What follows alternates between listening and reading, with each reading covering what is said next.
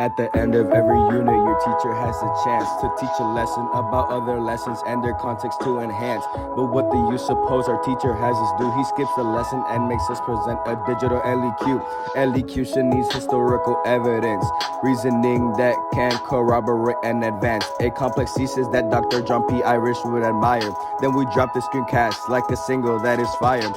Student created screencast for you to like, subscribe, and share. We know you've had all that John Green and Steve Heimler you can bear. If we have the most views by 10 p.m. Easter on the 5th day, we earn 500 points, which guarantees an A. Without much for fanfare ado, we present our digital LEQ.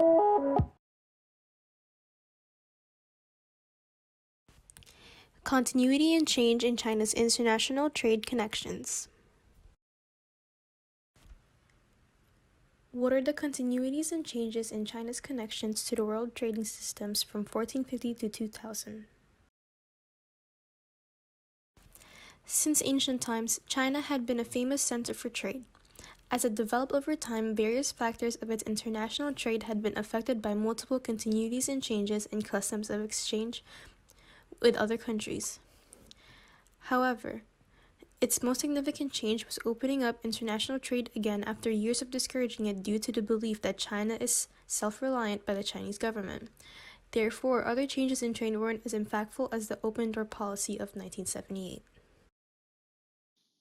International trade in China started during 206 BCE through 9 CE as the famous Silk Road was established and flourishing. However, during the Ming and Qing dynasty, trade was officially discouraged since China was believed to be self-sufficient and maritime trade was restricted to the Canton system, causing China to be virtually cut off from the rest of the world. Due to Confucianism, international trade was limited until the arrival of European sailors in 1514, who viewed Chinese culture as primitive, further fueling the government's desire to keep Chinese culture isolated.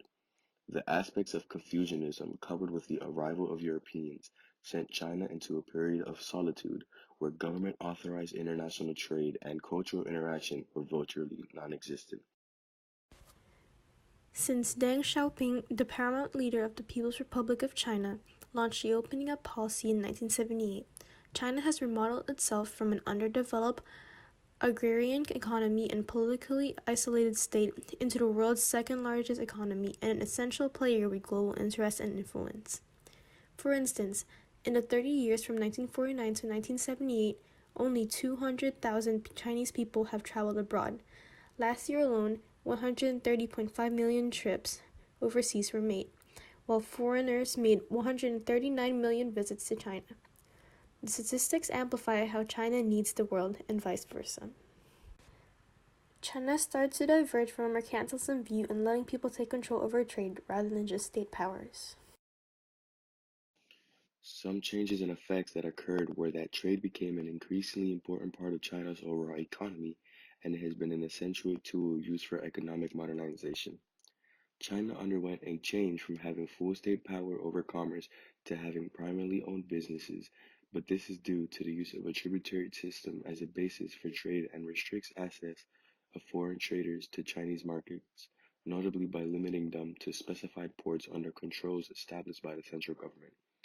Under the Qianlong Emperor, the Western trading companies are limited to Canton, modern Guangdong, where they have contact with only officially designated Chinese firms or Hong. Also, we see that due to trade, China faces a shortage of sources for a period, but then an influx of foreign goods and ideologies that allowed them to develop as a country. These developments are visible in the forms of technological advancements and economic development. Along with tea and porcelain, silk was one of the leading luxury exports from Cathay to the West. Extensive trading links between Europe and China have existed since Roman times, along the Silk Road through Central Asia and the Maritime Silk Route, which had its eastern terminus in Canton, which is modern Guangzhou. These links have grown stronger and distant over time, but trade started to rush in the mid-18th century. External factors influenced the demand for silk. Rising prosperity in the West during the peaceful period between the 7 Years' War and the Napoleonic Wars, along with increased affluence from Industrial Revolution, led to a growth in demand for luxury goods such as silk. Although Hong Kong produced virtually no silk in pre-British times, China was the home of the best raw silk. In competition with Japan, once China's trade with the West became based in Canton in the 1760s, the city became an important center for China-produced fabrics and continues to be today. Most Chinese silk that merchants were selling overseas comes from the mainland, and it continues to the current day. Certain cities such as Suzhou and Hangzhou, modern Suzhou and Hangzhou, along with Wuxi and other nearby towns have been silk producing centers for centuries, and they continue to be. To conclude this DLEQ, after years of isolation from the rest of the world, China finally decided to open up trade with other countries. The permission of foreign investment let China take steps to reduce its state control, move toward a market economy, and allow some private ownership. Starting in the late 1970s, China modified the Maoist economic development strategy and by the early 1980s had pledged itself to a different policy where they are more open to the outside world and widening foreign economic relations and trade.